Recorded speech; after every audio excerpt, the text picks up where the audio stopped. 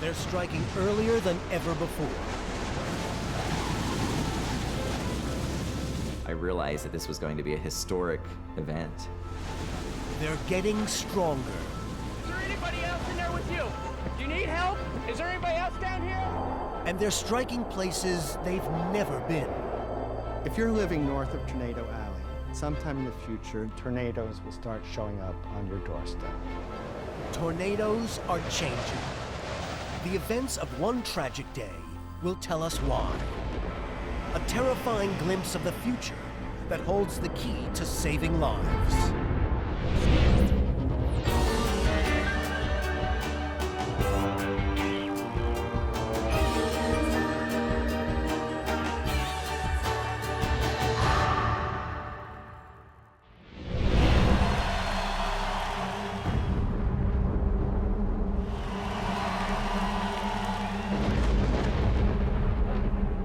February 5th, 2008.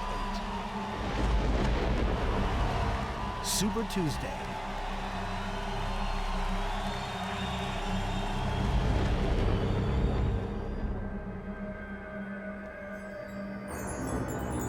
Out across the Central Plains, a storm is brewing. This will be no ordinary storm. As cold, dry weather streams in from the Rockies, unseasonal warm air forces its way north from the Gulf. Where they meet, history will be made. No one expects to see this kind of weather in winter.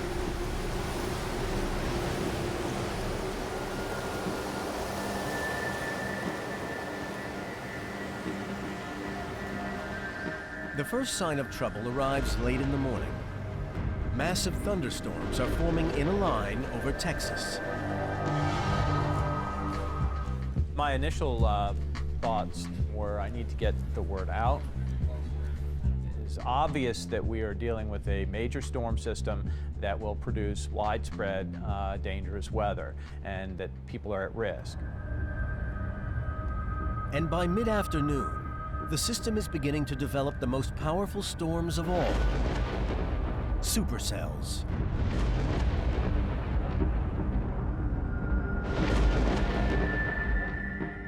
One hour later, the situation on the ground goes critical.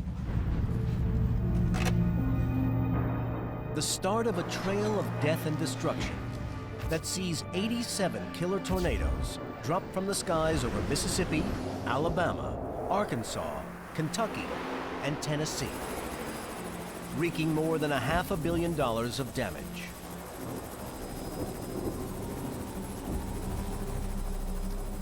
"57 people will perish. One of the worst tornado outbreaks ever recorded. But the implications are far worse. Scientists looking at Super Tuesday see a dark future. Stronger, more destructive tornadoes striking outside the traditional tornado season. Striking in places they have rarely been seen before. Tornadoes are changing.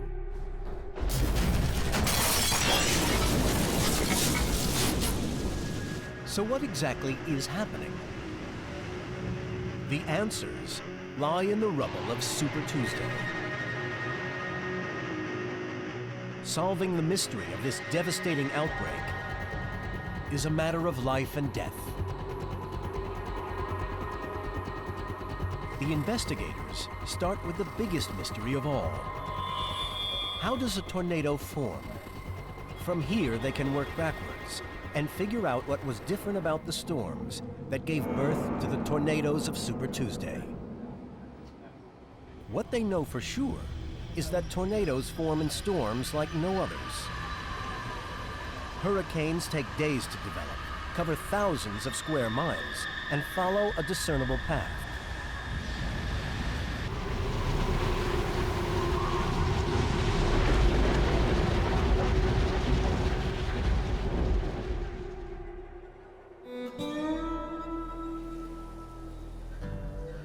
They begin life in Tornado Alley.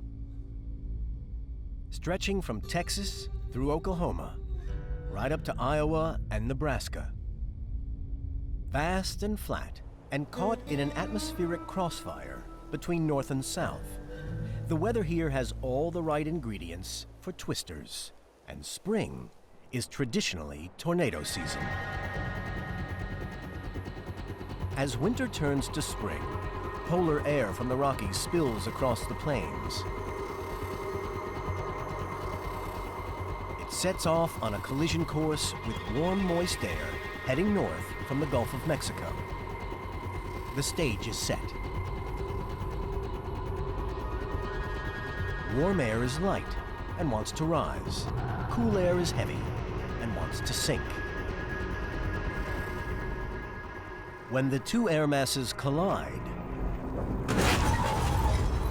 they begin to spin.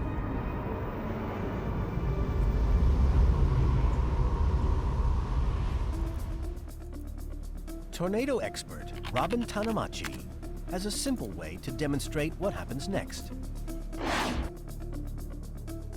What we have right now is a very unstable arrangement. You can see we've got this very dense, heavy water up in the upper chamber, and the lower chamber is filled with air, which is much less dense than the water. And the air wants to go up into the upper chamber, the water wants to come down.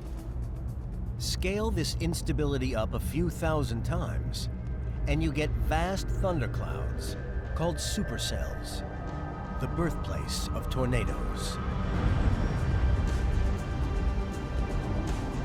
Compared to regular thunderstorms, they can span 20 miles across and tower twice the height of Mount Everest.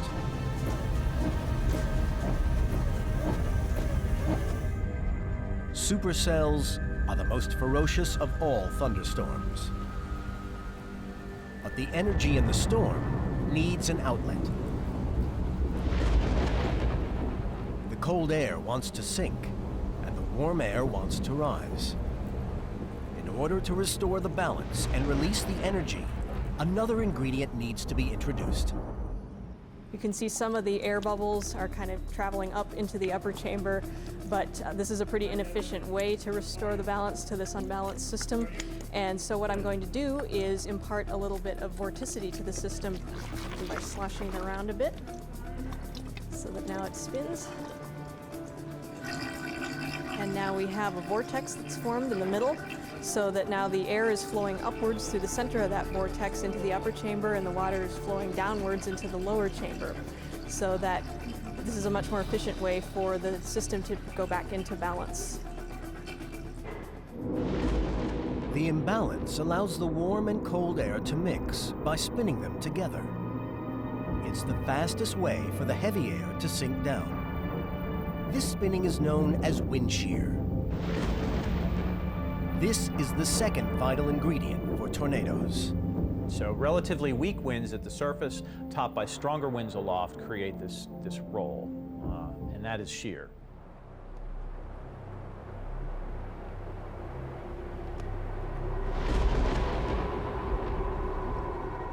So they know how supercells are created. But why a supercell creates a twister is the last great weather mystery. It seems clues may lie in the spinning motion itself.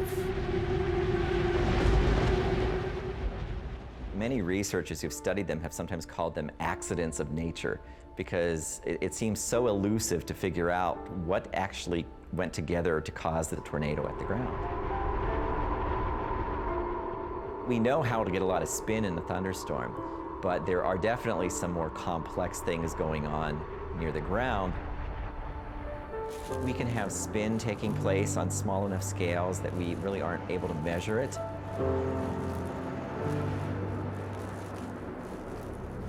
Only one supercell in 4 gives birth to a tornado.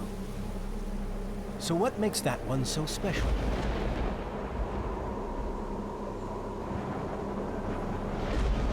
We do not know yet what the mysterious missing ingredient is. We think we know what it takes to get a tornado, but there's something mysterious that we still don't understand that determines, sometimes a tornado will touch the ground, sometimes it won't. But when it does, the results can be devastating. Once the funnel touches down, it starts feeding on an inflow of warm, moist air at ground level. This warm air is called updraft. Low pressure inside the vortex creates a vacuum, and the warm, high-pressure air around it rushes in. Once inside the funnel, the warm air shoots upward, trying to restore the balance, all the time sucking in more and more warm air from the ground. The warm air is the fuel that gives it the energy to move forward. Its funnel sucks up debris as it tracks along the ground. You not only see it coming, you hear it. Don't go! Jesus Christ! There have been descriptions of tornadoes that vary from a roar like a freight train, depending on how fast the tornado is moving. If they're inside of a house, they may report that it makes a very high whistling sound, say if it's coming through cracks in windows or something like that. Yes, a large destructive tornado. This is a large tornado moving through the south side of Atkins. On Super Tuesday, one of the worst tornadoes ever seen in Arkansas rips through the state, traveling a record 122 miles. Across 7 counties, it leaves 13 people dead. 100 homes in the little town of Atkins are torn apart. But what makes this tornado so unique is that it happens at the wrong time of year. Powerful tornadoes like this very rarely strike in winter, yet Super Tuesday sees 87 of them. Investigators now turn their attention from the tornadoes to the storms that made them. The answers they are about to uncover will bring them one step closer to understanding why tornadoes are going to get worse.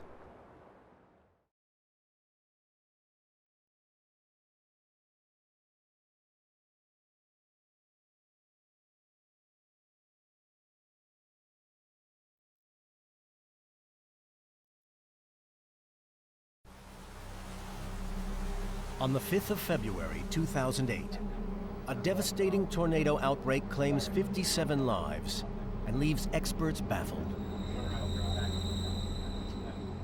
87 powerful tornadoes striking in winter is rare.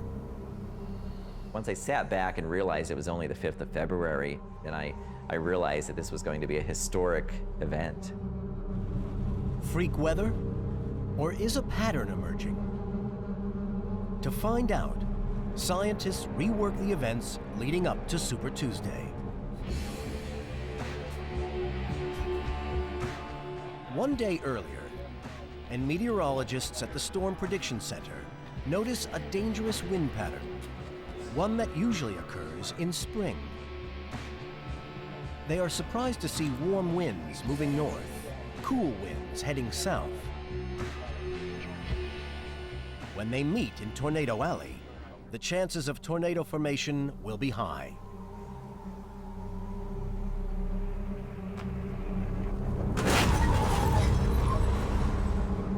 Yet tornado season is still 2 months off. Why are these 2 spring air masses meeting in winter? The answer is found in a strange ocean current 1,000 miles away in the Pacific. Joe Schaefer, the director of the Storm Prediction Center in Oklahoma, wanted to find out what caused winter tornado outbreaks. Super Tuesday was in February. To the general public, it probably did come as rather a surprise that you're having this strong activity in February. He begins by looking for a bigger pattern. Newest ones are white, the oldest one. Could the arrival of spring weather in winter be anything to do with La Nina, a vast ocean cooling event in the eastern Pacific? It's a long shot, but he knows it causes extreme weather in the most unlikely places. There has to be some clues to what Mother Nature is really going to do. there are always larger patterns at work. The El Nino and La Nina cycle are one of the biggest. The cycle affects vast ocean currents, which govern the warming and cooling of the oceans. The El Nino current drives east, carrying the warm waters of the tropics to the west coast of the Americas. As it does, it warms the atmosphere above it.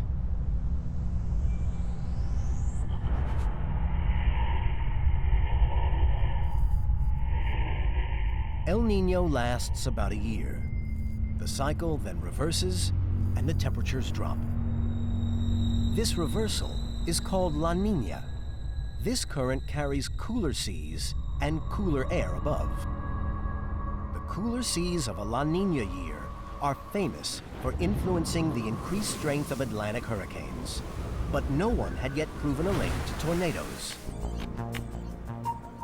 We just looked at the number of tornadoes all across the country and tried to see if there was a relationship between the tornadoes and whether you were in a El Nino, a La Nina, which is the opposite, or a neutral pattern, which is neither one.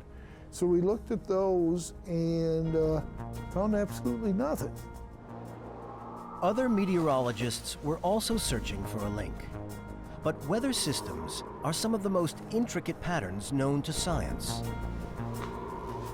People would find one thing, these people would find different conclusions. I more or less had come to the conclusion that there wasn't any link on the thing.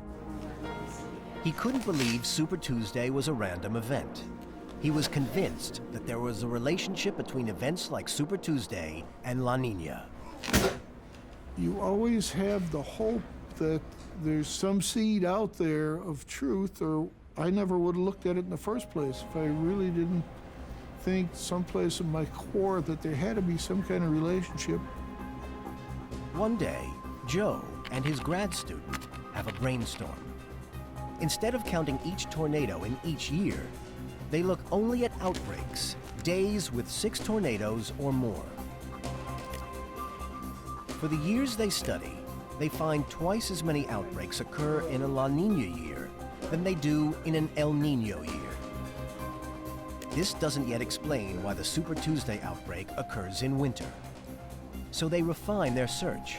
They begin to focus only on winter tornado outbreaks.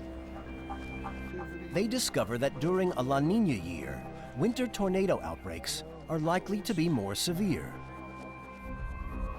2008 was a La Nina year. The implications are enormous.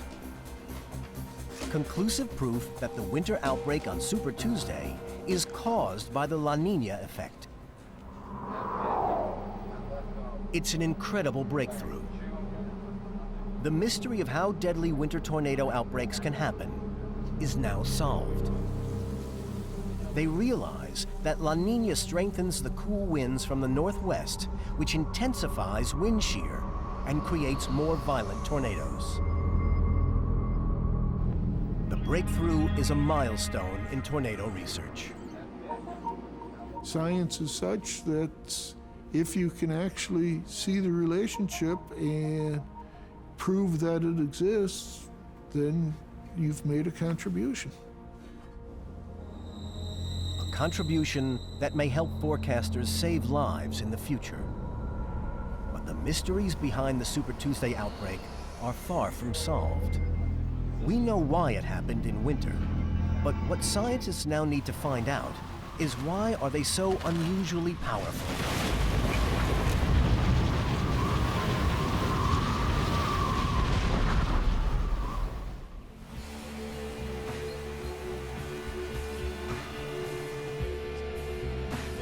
Forecaster Greg Carbon and his team are the first to spot where the trouble is brewing.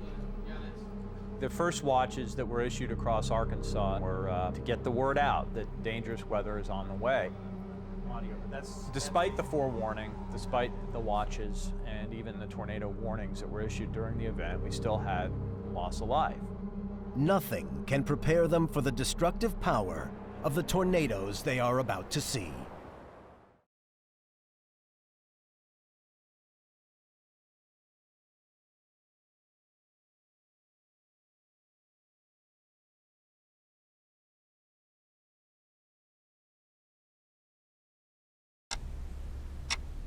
Super Tuesday, February 5th, 2008.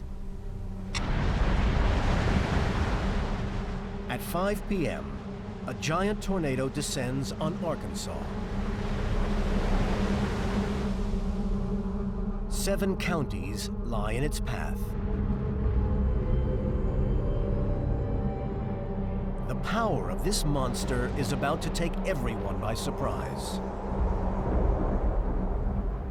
Using a system called the Enhanced Fujita Scale, scientists classify the strength of a twister between EF0 and EF5. EF0 can break branches from a tree, and EF2 can lift a roof off. Anything above that is rare. The vortex in an EF5 can reach 300 miles an hour, the fastest known winds on our planet. With wind speeds around 200 miles an hour, the Arkansas tornado is an EF4. And it isn't the only one. Another EF4 tornado touches down in Jackson, Tennessee, 300 miles away. It shreds Union University.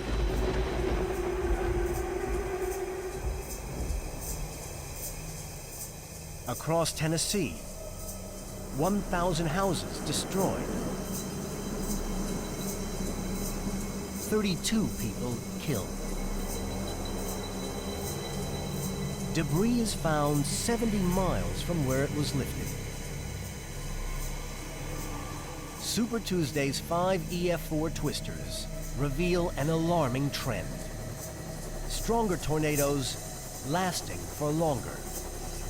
In a matter of hours, they clocked up more than a quarter of the average annual death toll. To understand why they are so destructive, scientists need to know, where is their energy coming from?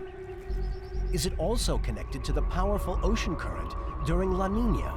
If so, how? The first clue lies 30,000 feet above the Great Plains. An invisible force traveling at 300 miles an hour is steering the storms and spinning them faster. A ribbon of wind called the jet stream. It speeds through the highest part of the sky, called the troposphere. The jet stream forms where cool air from the North Pole meets warm air from the equator. As the Earth spins, it sends the air shooting west to east at the point where the two air masses join. As polar air and Gulf air meet, the warm air is sucked up through the thunderstorms and into the troposphere, where it crashes into the jet stream. As the jet stream shoots across the United States and over the tops of the storms, it sucks on these updrafts, spinning up the storm. Just as a gust of wind across a chimney will strengthen a fire, the jet stream strengthens storms. On Super Tuesday, it's winding them up and steering them across the plains.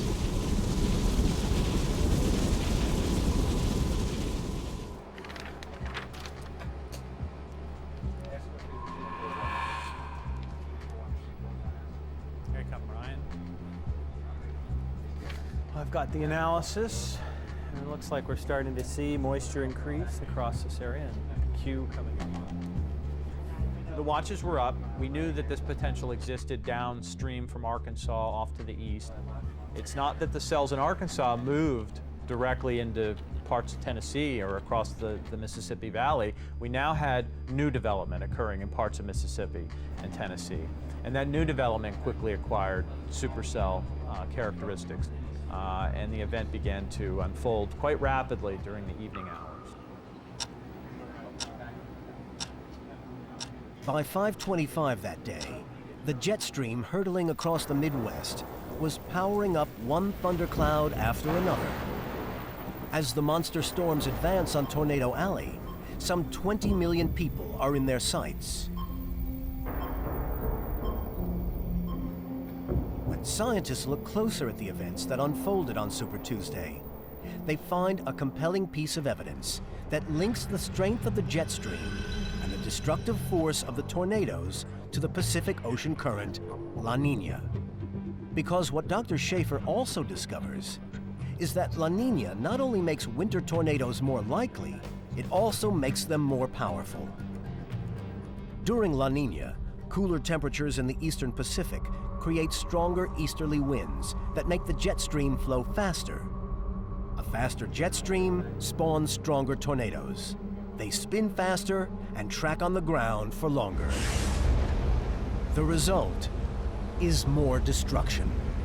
With such high speeds, the debris a powerful tornado carries can turn into missiles. A stalk of straw can fly fast enough to pierce a telephone pole.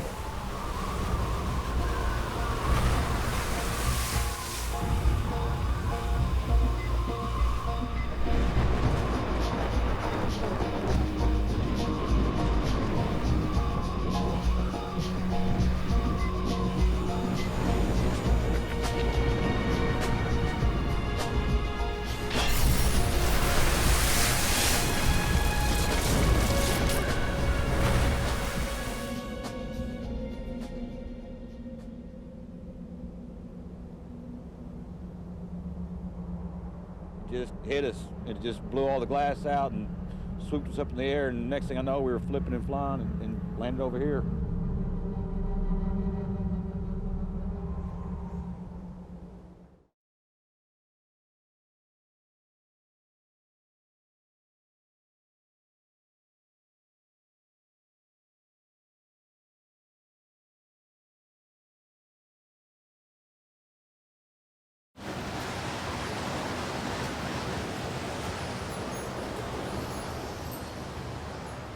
Super Tuesday 2008 was one of the worst tornado outbreaks ever. But could tragedy have been prevented?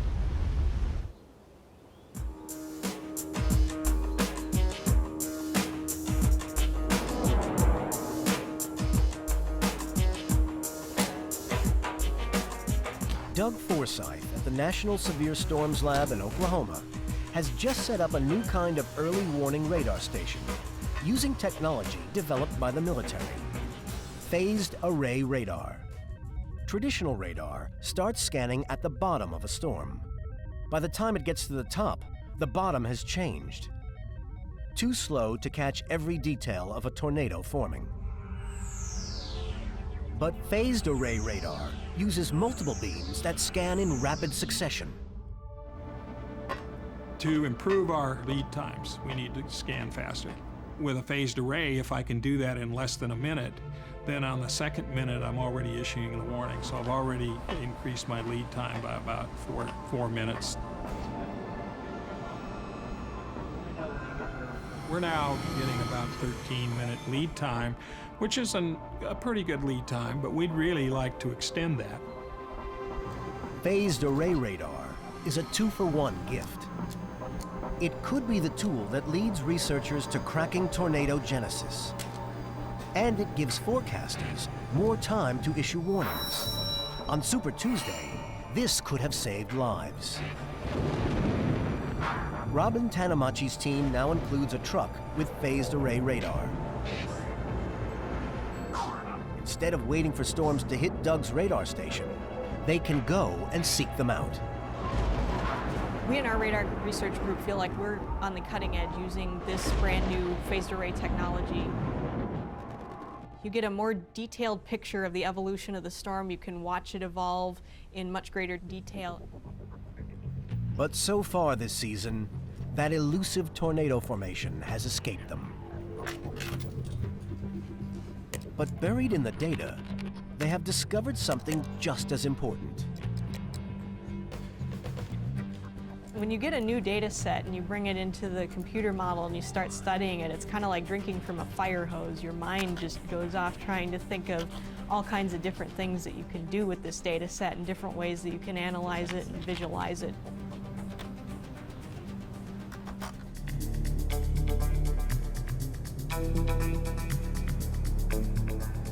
After feeding data from a recent storm into the software, Forsyth noticed strange patterns.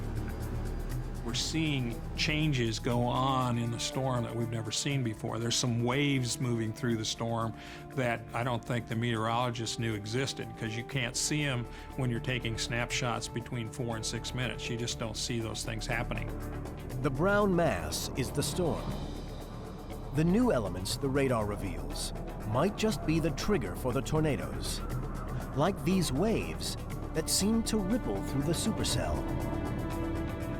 Actually starting to see some new activity in storms that we've never seen before.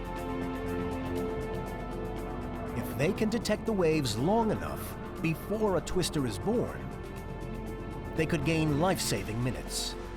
We're going to have to do some research and see what really is happening.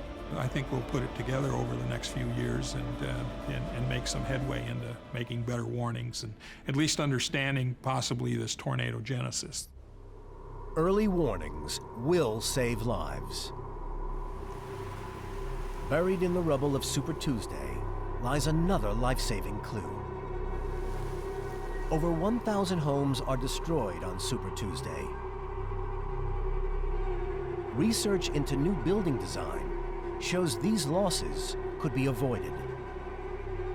It has also led to some exciting new insights into what happens within the tornadoes themselves.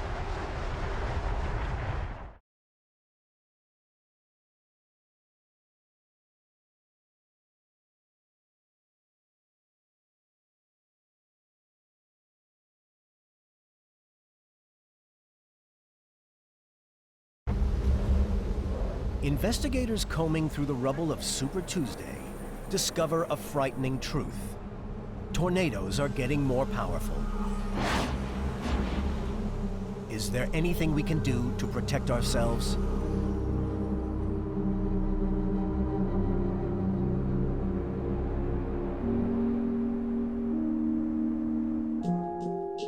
The first time wind engineer Partha Sarkar from Iowa State University surveyed the wreckage from a tornado, he was determined to do something about it. You may survive a tornado, but your entire life is turned upside down because your whole house is gone, whole neighborhood is gone. And that's what bothers me. If you see the cars which have taken a hit from F5, you see it twisted beyond recognition, people are no match for that kind of wind. On Super Tuesday in Tennessee alone, over 500 homes are destroyed. The cost to rebuild runs into hundreds of millions. Sarkar thinks we can prevent the damage these new, more powerful tornadoes will bring. We can do something about it. We can design these houses to at least not get completely destroyed. If it's partially destroyed, we can rebuild it. It's completely destroyed and it's gone.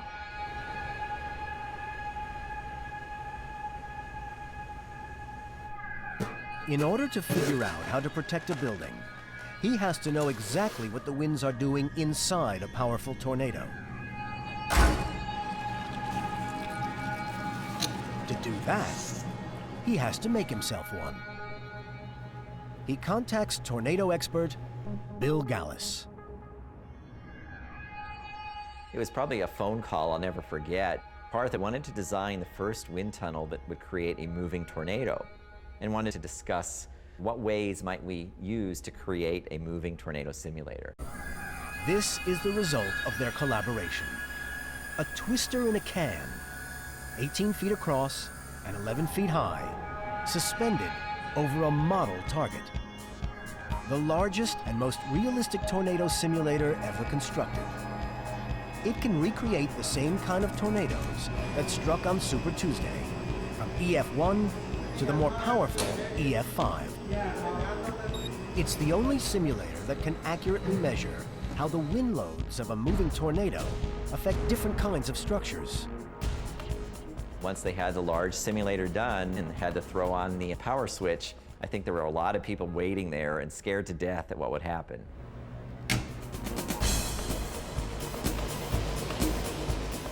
In the past, wind tunnel research simulated only straight-line wind.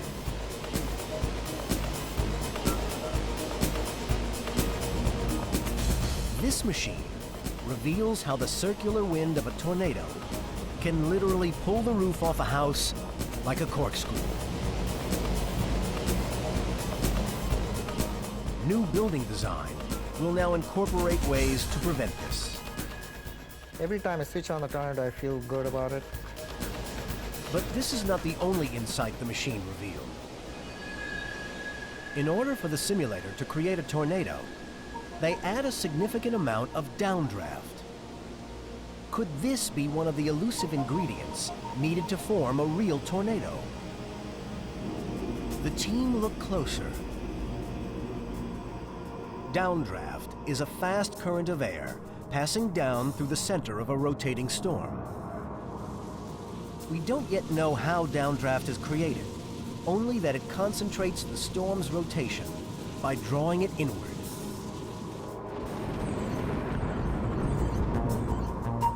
Downdraft seems to create enough spin to produce a tornado.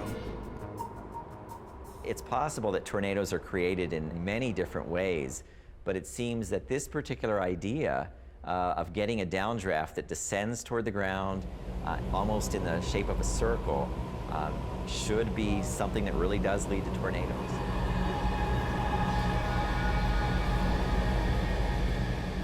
And if tornadoes are getting more powerful, the simulator could tell us more about how they form and what the winds are capable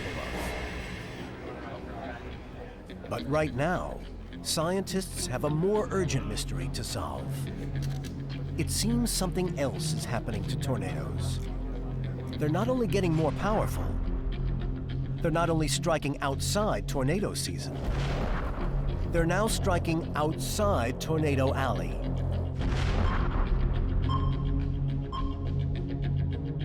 Forecasters need to understand why. 7:15 p.m. on Super Tuesday. And Arkansas is reeling from 7 tornadoes. Tennessee is now under attack. And more storms are brewing. The team at the Storm Prediction Center can only watch. There is a feeling of helplessness, really, at that point, because you see the violent weather unfolding. You know that there's most likely a tornado on the ground. You know that there are communities at risk. But you also know you've done just about everything you can do. As the monster system rampages across the Upper South, it holds one more deadly surprise. Against the odds, one thundercloud crosses the Tennessee state line, moving outside Tornado Alley into Kentucky. On average, Kentucky sees 10 small tornadoes a year, mostly in the spring. It's about to be struck by 24 powerful twisters in a single night. Winter outbreaks usually occur farther south, in Arkansas and Texas, where tornadoes can feed on warmer air. What's causing them to strike so far north? This phenomenally rare event will lead them to the most chilling discovery yet. Super twisters on course for Chicago.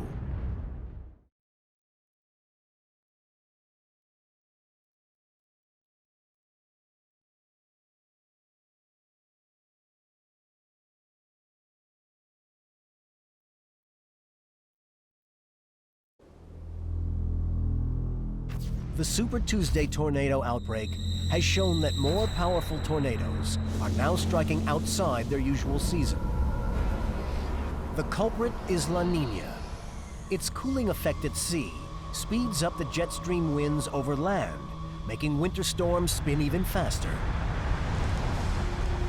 The perfect conditions for tornadoes.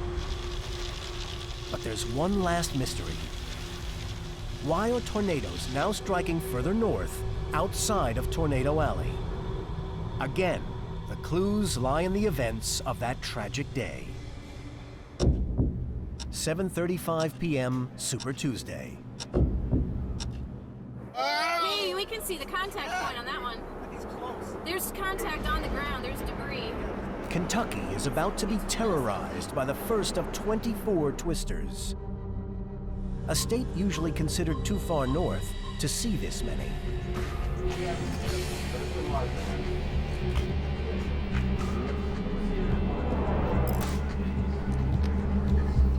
At the Storm Prediction Center, Greg Carbon can do nothing. When I went home that evening, I had no idea that there were already 14 fatalities. I knew we had deadly tornadoes. I knew that the day before, but the actual numbers and the actual accounts were yet to be known. As the Super Tuesday tornadoes trespass into new territory, pushing the death toll higher, the storm too is dying. As a tornado feeds on the warm, moist inflow at ground level, the downdraft that created it keeps descending. As the cold downdraft collects at the base of the tornado, it wraps itself around the vortex and begins to cut off its warm air supply. The tornado is slowly strangled by the very force that gave it life. As the last twister retreats, the Super Tuesday storms finally run out of energy. The imbalance that created them is gone, and equilibrium is restored.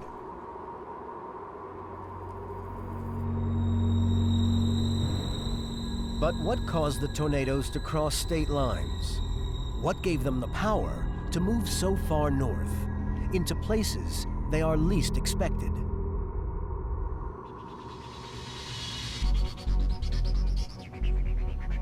At the Carnegie Institution at Stanford in California, climate scientist Ken Caldera may have stumbled across the answer.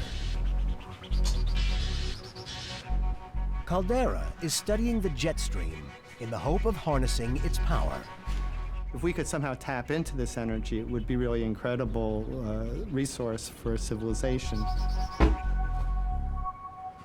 Caldera set out to develop an atlas showing the best places to launch wind turbines into the jet stream.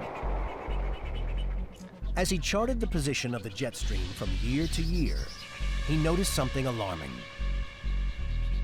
Over the last 2 decades, the jet stream has been shifting north. As it moves, it takes severe storms along with it. This would explain why Kentucky got struck on Super Tuesday.